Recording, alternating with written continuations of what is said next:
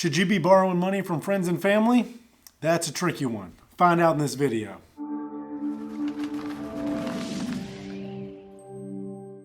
What's up guys, welcome back to another video. In today's video, I want to talk about lending to and borrowing from friends and family. This can get tricky, yes I know, but if you do it smart, it can end up in a win-win scenario for both parties. So I have two rules. Know who you're lending to and know who you're borrowing from. That is the rules you need to know going forward. So let's go through a few scenarios here. You have Uncle Rico, right? Uncle Rico is always borrowing money from friends and family and he's never paying it back. And if he does pay it back, he's always late. Uncle Rico is not going to be a good investment, guys, even if he can throw a football a quarter mile.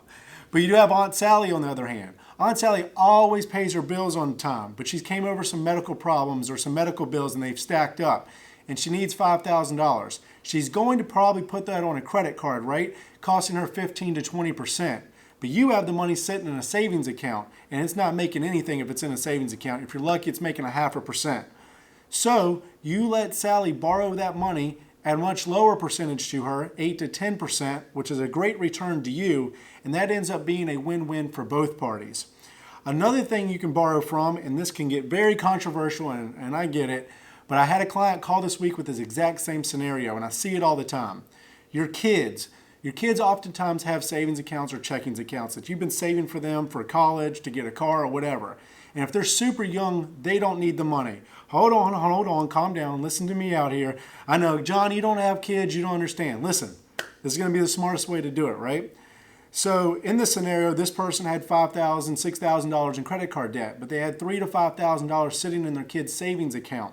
Right? So what I said to do is borrow that $3,000 to $5,000, put it into the credit card account, pay off the credit card with it or most of it with it, and then pay the kids back. And if you feel bad about it, pay them back with interest, right? So now it's a win-win.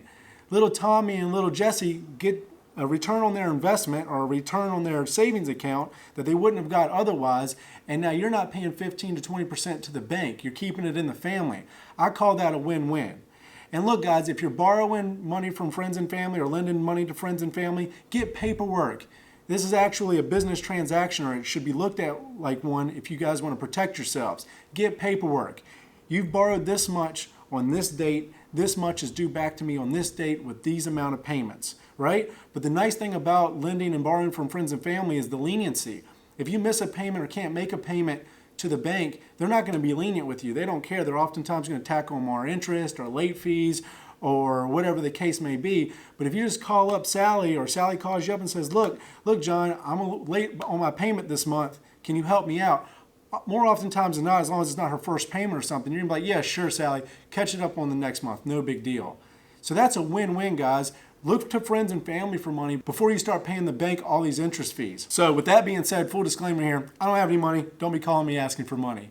But seriously, guys, I hope that helps. Look for the win-win scenario. Stop paying the banks these high interest amounts. Start paying friends and family and yourselves that money and keep the money in the family, and everybody wins this way.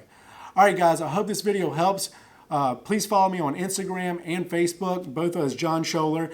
And I really appreciate all the support as always, and I'll see you on the next video.